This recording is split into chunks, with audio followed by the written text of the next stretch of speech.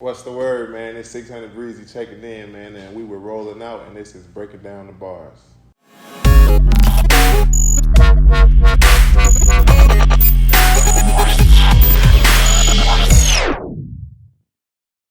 What is going on, everybody? It's Malik Brown back here for rolling out, breaking down the bars. And today, y'all see who I got today, man. Y'all see who it is. I got 600 Breezy in the building, man. 600, how you doing? What's up, bro? I'm doing good, man. How you doing? Hey, man, I'm glad you, all the way from Chicago to Atlanta, for rolling out. Hey, man, we here. So I appreciate you, man, for coming and speaking with us. Just dropped the album, Retaliation, man. Retaliation. So definitely want to talk about that. And shoot, we can start off with that, man. How does it feel, releasing that album? Man, it feels good because this project different for me. You know what I'm saying? So it's like, it ain't the old 600 Breezy. I was coming off straight, like, I'm from Chicago. We gang banging, that's what we doing. But it's different for me now because now I'm actually making different music, real music that could be played in clubs and on the radio. You know what I'm saying? But I still give them the street side of me because I can't just, but I'm giving them more. So, and this project was like a big comeback for me because, I done had so much legal issues and going to jail without my career. So it's like, now I'm free man, off parole, no legal issues. I can do it now. So it's like this one, I'm pushing with this one, and I'm gonna keep continuing. This is just the beginning. I'm coming with way much more. This is just a stepping stool right now. For sure. So I mean, it seems like you starting over. It seems like you're starting over, fresh start. I mean, just what's special about this project? I mean, of course you already talked about it, but what really touches you with this one? It's like. For one, the group of people I work with to make it, like just my Empire family, Gazi, Chelsea, like anybody that was hands-on with my project, you know what I'm saying, genuine people. So, and then it's like, this is my first time having a feature on here, you know what I'm saying, like I really don't do features with other artists, so I got Money Man on there, so it's different, and we got really like a club banger for real. And, it's way different than all the other projects because I took it serious. You know what I'm saying? I got big name producers. I got all that type of stuff. So this one was really for the books because it was like me really locking in the studio and really just coming out with a project. I did every single song in the same studio. You know what I'm saying? So it was really like a locking in situation and then doing it. For sure. So Retaliation. Did you come up with the title after you made the songs, or was it before you was like, okay, I got the title. How was that for you? Where did Retaliation come from? It was like midpoint. It was like we was at the end of it, and I was just like, like Chelsea always asks me, like, what we naming it? First I was gonna go with Art of War 2, but it was like, nah. Yeah. You know what I'm saying? First start. Art of War, so it's like, you know what?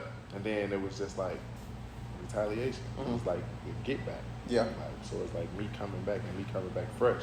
So it was just really like, that was the perfect name for my project. And then that's why I used all the mug shots. Like, it was basically telling the story, like these is things that slowed my career down, but now I'm back and I need my retaliation and I need my spot. I love that, man. I love that. For sure. Do you feel like this is the kind of album that could touch somebody? Like, maybe, you talked about, legal problems and everything you went through. Like, is this something where somebody that may be going through something like you did, just looking like, dang, like I can really like change my life, like I give them different moods so people can listen to it and be like, 1 minute I give them that, and then the next minute it's like, okay. You know what I'm saying? Like, so they gonna feel it. They gonna feel it, definitely. And I'm talking about the lifestyle too, so they definitely gonna feel it. Love that, man. So straight out Chicago, man. Where did you, or how did you start just with music? Where did music start for you? So it was like, music wise, we used to just really play with it growing up. Like everybody, like we was young and just like fake recording, but I never took music serious and I never, like, it wasn't a thing for me. It was when my friend L.A. Capone got killed and he was up and coming. Yeah. He was gonna be the one. It was just like what was going on in Chicago at the time. The drill wave was crazy. So I just jumped in basically defending him, making a song in his honor, basically dissing other people, but I can rap. So people were like, oh, he dissing, but he's saying something. Like, who was that? So it was just like, all right, I really need to.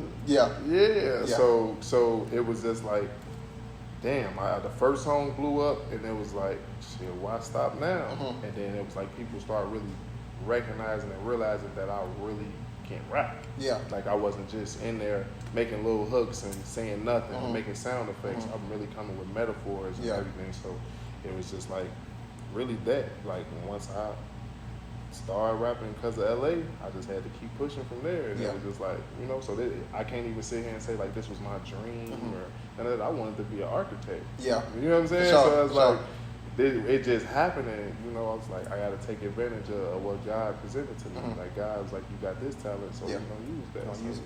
For sure, love that. Was it always 600 Breezy? Yeah, so it's like it's always been Breezy. Okay. But the 600 just came in when, you know, that's just our neighborhood. So, okay, gotcha. So it's like the 600 part is just like me rapping where I'm from, but Breezy has always been me. Like, you know what I'm saying? It's tattooed on me. Like, it's been my nickname forever. So, for sure. Definitely. So I want to ask you about your take on Chicago rap, because, you know, when you were talking just recently, you talked about, you know, when people heard you, they was like, oh, he just dissing people, but it was like, oh, shoot, he can rap. Like, what is your take on Chicago music? I mean, we can go down the names really, like from, I mean, I started with Chief Keef, so, and then you go down from, you know, for who we got now, but what's your take on Chicago rap? Like, I feel like I'm more one of the more lyrical people out of Chicago, so it's like, majority of Chicago is really, you know, bang, bang, shoot 'em up, because that's what most people that's living in them neighborhoods in those areas, that's what they know. Yeah. So they just gonna put it on wax and to really tell a story. But it's like we have some people that didn't come from that lifestyle, like Chance the Rapper. They can make great, you know, arena type songs that has a crazy fan base. You know, it's even going back, you got people like Common and Lupe Fiasco. Like, we have lyricists from Chicago, but it was like they only paid attention to the negative part and the gang culture and that type of stuff. So it's like, me coming from that I'm showing them too, like, but I rap like these positive people that know how to put them words together and say something, but I just came from the bad part. So it's like, I look at Chicago, like right now, like shit like Dirk, I look at Dirk basically like a singer, you know? Yeah. Right. You know what I'm saying? And like even Polo G and like Keith really like half rap, half melodize. Yeah. You know what I'm saying? But it's like, you know, Chicago has a big scene. It's just so overshadowed with the violence. And a lot of great artists lose their life early and don't get to peak. People like L.A. Capone and Young Pappy, you know what I'm saying? So it's like, it's really, Chicago is a great stepping stone for music. It's like, it's up there with New York and Atlanta and shit, but it's just, they pay attention to the negative more than the positive. So when you come in positive, it's kind of be hard to just, you know, it's like every once in a while that you get a chance to rap it. You know what I'm saying? Was it hard? I mean, was it hard for you to kind of get people to kind of get on that way where it's like, okay, you know, I'm, you know, in the streets and everything, but I can still, you know, talk about positive stuff. Was it kind of hard to get the fan base to kind of jump to you on that? It's still like a little, now it's still a little shaky, because it's like they looking at me to diss people, and they looking at me to, you know, the old me. They got to understand, like, I was 24. You know what I'm saying? Like, that was that. You know, like, people grow up. Right, exactly. People, like, you know, but I've always threw in, like, lifestyle music, but they always miss it because they looking for the negative. Yeah. Like, so, yeah, it's like, it's kind of an adjustment, like, but it happens eventually. For sure. That happens really for all artists, for real, coming from the streets. Who are some of the artists that you kind of looked up to? I mean, you kind of named some artists, but I don't know if you know kind of looked up to them. But who were some of the artists that you know kind of you feel like kind of paved the way for you? Like honestly, like Gucci Mane is like really only the one person like that I can say I was a fan of, and like I looked at him and was like, I want to be like him. You know what I'm saying? Because he came right out jewelry on. Yeah. He had so much jewelry. He was talking his shit. You know what I'm saying? Like that whole trap lifestyle. He was glorified getting money. Right. Exactly. So that's what got me, because now I'm watching his DVDs and shit like that, and they in trap houses shooting bikes, 100,000 on the table, and then him and Shawty loading them and shit. Right. It's like, damn. So I was really like, they had me. Yeah. I was 12, 13 years old when Yeah. I discovered them. So like that's really was my biggest influence in music for real. Because right now to this day, I open my Apple Music, I still listen to his old old mixtapes. stuff. Yeah. The old WAP. Like, Yeah, right. That's who that. You know what I'm saying? Like, see, he had to change. Yeah, and I was just like, he kind of retaliated. You know, he came out, he hold it. They saying he a clone. Because he got himself together, Right. he got his shape and everything. You know what I'm saying? But it just, I come from all of that, the lean drinking, the drug doing, and shit. Yeah. Like, you got to change from that if you want to live a long life. For sure, Yeah. definitely. So, we talked about Chicago rap, but I want to talk about just, the music industry in general. I mean, from when you first started to, I guess, to now, what have you seen different in the music industry as far as just the artists coming out, the type of music? I mean, it seems like we went through a little house music wave for about a month when Drake and Beyonce, like, just where do you see music in today's world? It's like, for me personally, I really don't be liking a lot of the stuff about music because it's like we in a following era. Like whatever is hot at that moment, everybody's gonna follow it. When back in the day, it wasn't like that. Everybody had their own sound and own style. Right. So like right now, like you can have a song and a 5-second TikTok clip Right. to make you famous. But they didn't say nothing. Yeah. And now people looking at them trying to put them on a pedestal with real artists like Jay-Z and Beyonce. Yeah. When they nothing like that. Yeah. And they just straight from TikTok. And so it's like right now's music, it kind of sucked to me because a lot of people, the greater artists are being overshadowed by nothing. Yeah.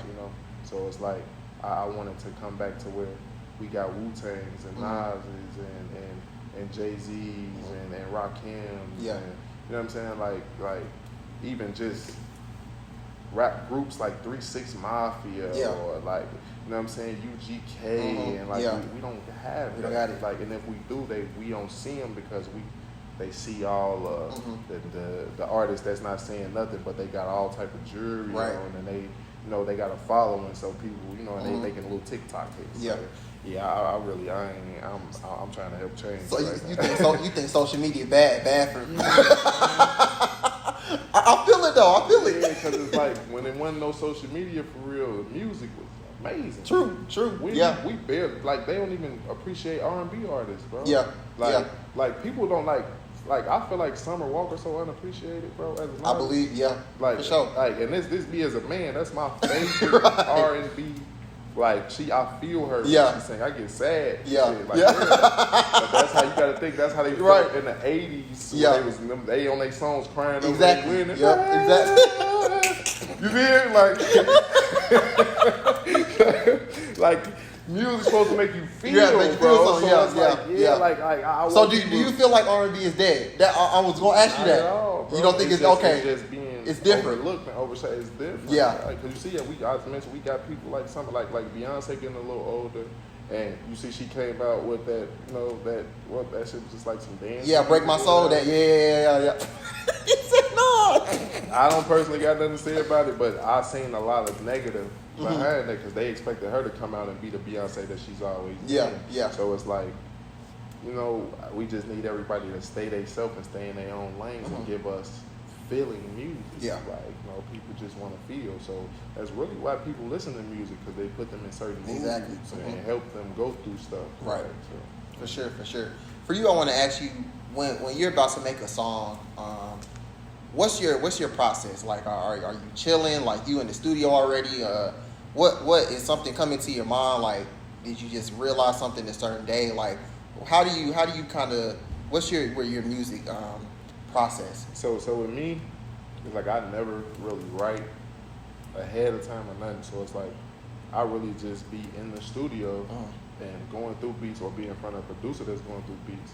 And when something catch my ear, then if I tell them no, go back to that, I'm like, no, just pull that up. Yeah. Now I tell them pull it up, and I just need them to play it a little while. I'm probably smoking or you know what I'm saying, getting in my vibe, and then I just go in the booth. I probably jot down a little bit in my phone, but it's really like a half jot down and a half freestyle with me. For sure. So it's kind of an easy process for me. It'd be like where my mind is. Like if I know my mind is in the most negative place, and say I'm in a with the label and I'm in the, you know, they want me to make a certain type of song, I'm gonna be real, like I can't make that right now. Can't do it. Because my mind is telling me to get on the track and be like, oh, I heard everybody. Right.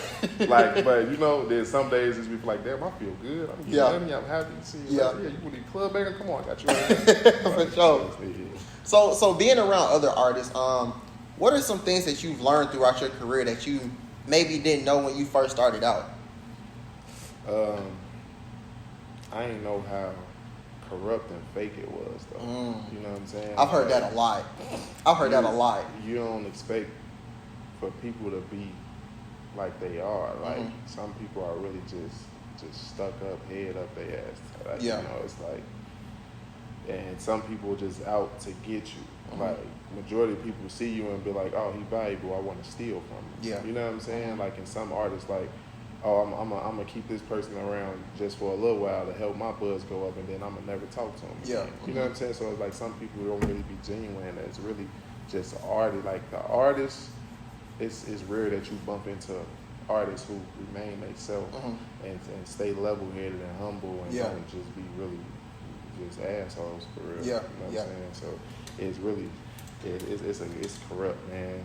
Just dealing with different artists, and it's like they don't really be genuine no more. Like, so it's like it's easy to click with people who genuine because we can tell when we genuine. Definitely. So it's like off the rip, you just be like, oh no, you can feel the vibe and feel the energy, and you don't see none of that negative into them. So I don't know if you watched Carisha Please, but I know they had the last episode of Young Miami and Megan Thee Stallion, and they were talking about like beef in the rap game, and they were basically saying like it's really social media fault, you know. What do you feel? How do you feel about beef in the rap game, like in the music industry in general? So it's like, I feel like that's true though, that it's social media because people let the fans hype them up too. So you got millions of instigators. They gonna keep stuff going and you know, and put out false narratives and things like that. So it's like back in the day, it wasn't too many rap beefs that left these people really knew each other personally, or had like back to the Tupac and Biggie days. I was just thinking about that. It was some real life label shit. Like that. It wasn't no street shit. Like, you know what I'm saying? And both of them died on the hands of something totally different. You know, like they'll make it seem like, oh, that was the deadliest rap beef ever, but they really died from two different situations. You know, so it's just like the industry is full of rap beef. Everybody want to beef to get a bigger buzz.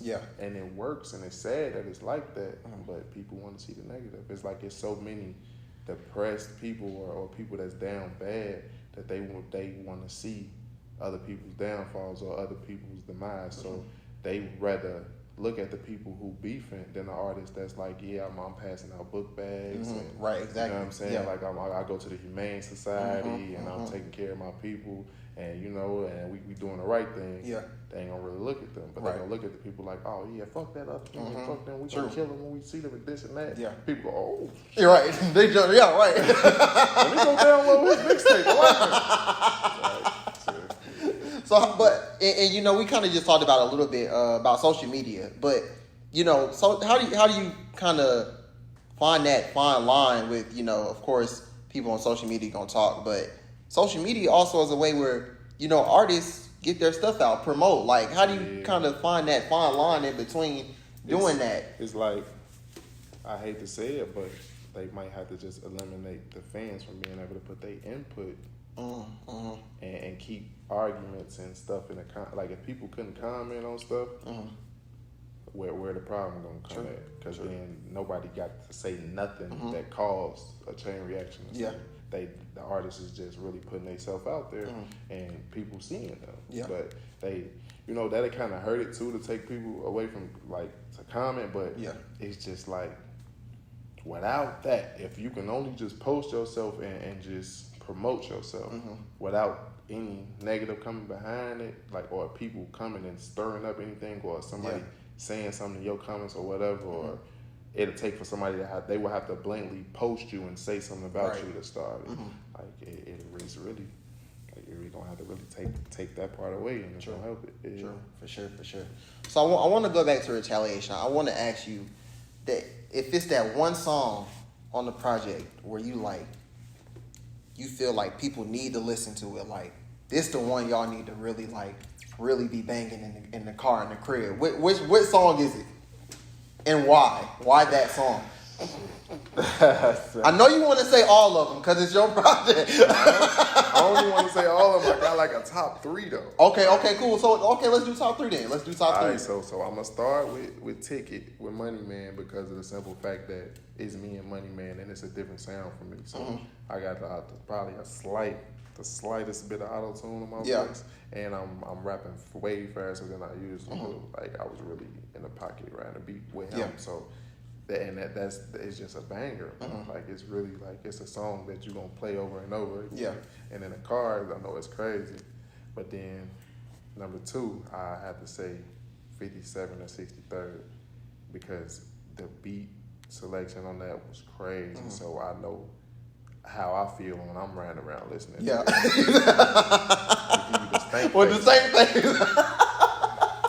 You know, so and then I would have to say Himalaya because Himalaya is so player. Like real life is smooth, and I know how people gonna feel when they listen to it. Like they gonna probably want to sip something, smoke something, like anything. Like it's gonna make them feel. Yeah, so, them my top 3. I feel like people should bang for real. For sure. What does music do for you?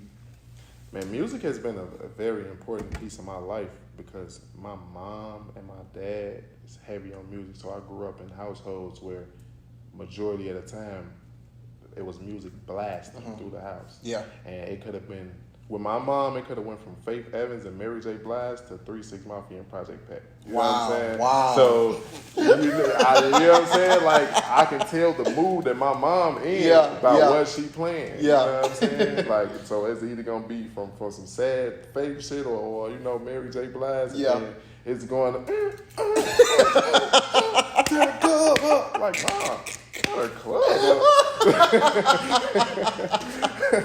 So, it's like music really, like right now, like when I get in certain moods and modes, I just want to listen to music. Yeah. Like music is a big part of my lifestyle, and I'm pretty sure everybody else's because it just make you feel. Like make you feel, then you learn a lot from music too. Yeah. Like I heard a lot of things that I never knew about, and like I heard a lot of stuff in artists, like they talk about certain things and I didn't know what it was, but I'd probably go to their city or state and be like, oh shit, that's what you talking about. So music is really like a big part of my life because it's like it's soothing. It's like it's meditation. You know what I'm saying? So I can just however I feel, like that's just the music I'm listening to, and it's gonna take me to a better place. For sure, love that. You know, for that young person or that up and coming rapper that's looking at this interview right now, and they're like, dang, like I want to get up like 600. Like, you know, I want to be a rapper when I grow up. What are some tips that you would give to that person looking to make a name, make a mark for themselves in the music industry?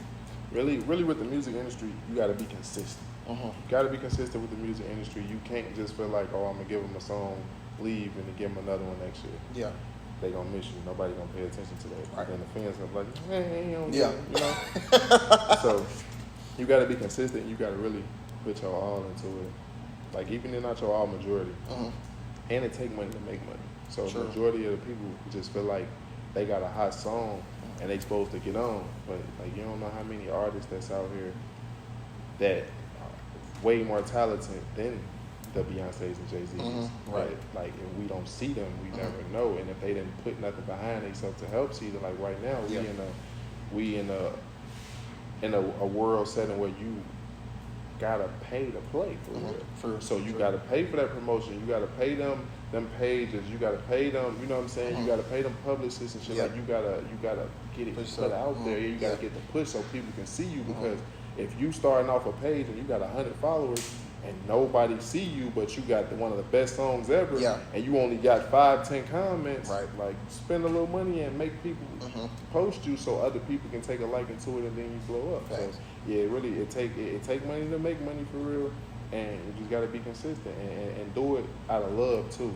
Like don't do it to feel like, oh, I'm gonna be a rapper because it's gonna make me rich. Like, man, you really, because you love it. You know what I'm saying? Do it because you love it, and it's really fluent and easy for you to do it. That's how you get rich off that, because you really just going in the booth and just saying how you feel and you doing it in such a way that people feel and understand. Yeah. And you gonna blow up. Right. Take out, yeah. Let me try to paint the perfect picture for 600. What's that, the producer that you want to work with, the feature that you want? What's the perfect 600 Breezy song? For me, For honestly, you. For you.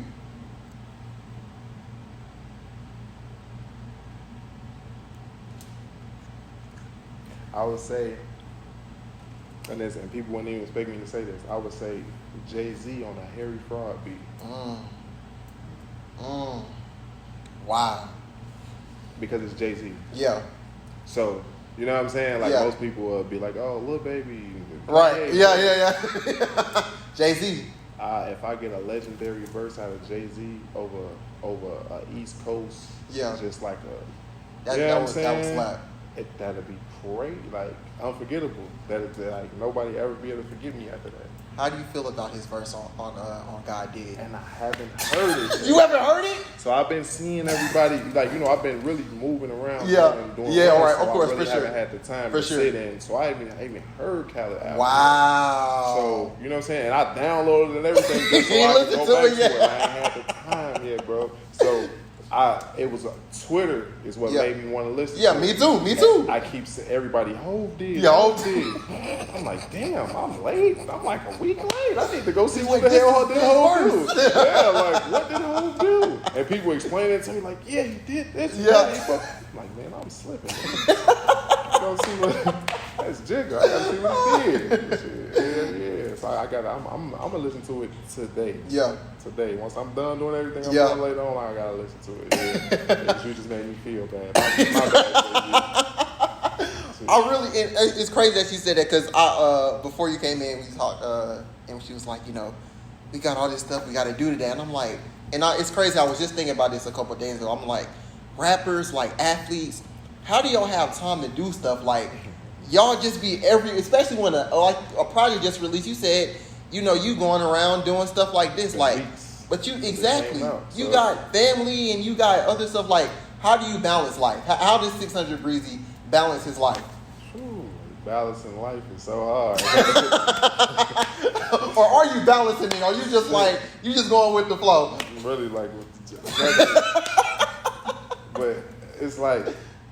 Man, like sometimes we get actual breaks though. You know what I'm saying? So sometimes I can get a 2 week, 3 week break. You know what I'm saying? In between time. So that's like you might as well go. That's family time. That's family time. But like when you want to move like this, like I mean, I'm gonna get some sleep. Yeah. I'll be sending these interviews with my bags under my right. Right. Sleep. Like, yeah, oh, my bad. You know what I'm saying? So it's like. You really just got to learn how to balance it because, like, we have a schedule and we know the things that we got to do, but sometimes some things just appear and be like, oh, you got to do this. So it's just like you really you got to learn how to maintain and then build your free time to make, because your kids important, your family important. Like, you probably got a wife or a girlfriend, you know what I'm saying? Like, so you got to make time for those people. So it's really like you got to make certain sacrifices to even make time. Like, you might have to tell one venue, oh, I can't do that show. Because you rather like, shit, it's going to be too much when I just promised my son or daughter that I'm going to do this with them on this day. So I just made all this. I'm going to go ahead and miss out on that so I can go make this memory with my family. You know, so it's kind of hard for most people. Like, I can just imagine how, like, people that got to go overseas and they're doing tour, especially tour time, I know. Crazy. I know they don't stay family like that. So it's just like, you just got to really learn how to balance it. Sure. I want to ask you, what does 600 Breezy mean to the rap game? What do you think you bring that maybe another person or other artists don't bring? I bring the struggle. Like I'm the definition of like poverty. Like I came from nothing. Like nothing, and gang violence and prison bids and you know what I'm saying. I came from like my life would be a movie to other people who like got a clean cut life and just see this type of things on TV. And I'm rap, like I'm lyricist. You know what I'm saying? Like I'm saying something.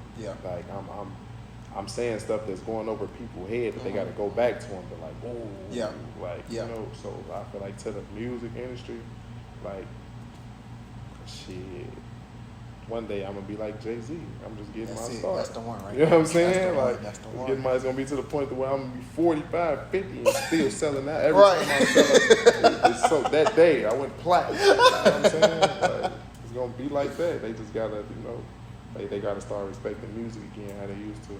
Sure. I'm gonna make them see me though. So, Got to. I love it. Man, look, before we go, every time we get our artists here, we like to see if we can get a couple bars from them. This isn't LA Leakers or nothing like that. This is just straight cut and unraw and cut. If we can get a freestyle or something, a few bars from you before you go, that would be cool, man. I mean, what you want from me? Because I'm a rapper. So do you need? You just want a few bars? You want 8? Man, you can give me 8. That's cool. I'll take 8. What type of show is this? It's a rap show. Oh, strictly rap show? Yeah, well, rolling out is more than just rap, but breaking down the bars is our rap show. Uh-huh. So every time we do breaking down the bars, we try to get at least a little freestyle, or if we get a singer, we try to get some melodies from them. Anything. I want to see how I want to come off. Okay, cool. You know what I'm saying? I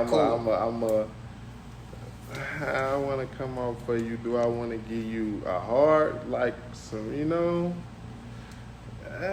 Give us something that's gonna give us a stank face.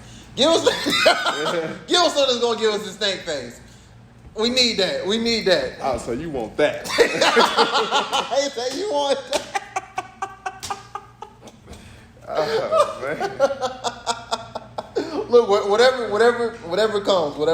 We good with anything. Okay, cool. I say, Pack touchdown, now I feel like a champion.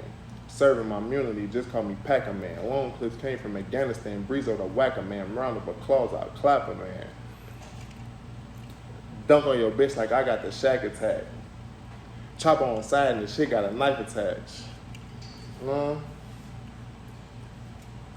You want your bitch, you can come get your wifey back. She shaking ass and I think that I'm liking that. Shooting like dollar, your bitch wanna holler, I'm kicking in problems. Bullets they burning, they sizzle. Ooh, bullets they burning, they sizzle like lava. My pockets filled up with guala. That's the same thing. But I say big glizzy sparker, roll with the killers and robber, smoke 100 with my barber. Say she pregnant, I'm the father. Walk with a llama, play with that green like a. Stop all that cap and get you shot. I smell like moon rock. Throwing the setup that you not working the stove. I got 2 o'clock. Hey. That's all we wanted. That's all I wanted. We good here. We good. I just started, We good here. I started moving around and started rapping for you, and I get warmed up and started really talking crazy. That's cool, man. Look, we appreciate anything, man. 600, thank you for coming on. Speak with us, man. Break it down the bars. We appreciate you. Before we go, let the people know where they can find the album, where they can find your music, social media. This is your time to plug yourself, man. Man, 600 Breezy on all platforms, man. Instagram, Twitter, Facebook. You know what I'm saying? 60 Breezo for the Snapchat. You can go get Retaliation on all platforms. Wherever his music at, you can find it. Yeah, my whole catalog, wherever music that you can find, Spotify, Tidal, Apple Music, I'm there. Just put in 600 Breezy and it's gonna pop up, man. And we here, man. Y'all heard it here first, man. 600 Breezy, man. Appreciate you again for coming on. Sure. Make sure y'all go listen to Retaliation, man. This man got some good stuff. This is Rolling Out Malik Brown, my special guest, 600 Breezy, and we are out.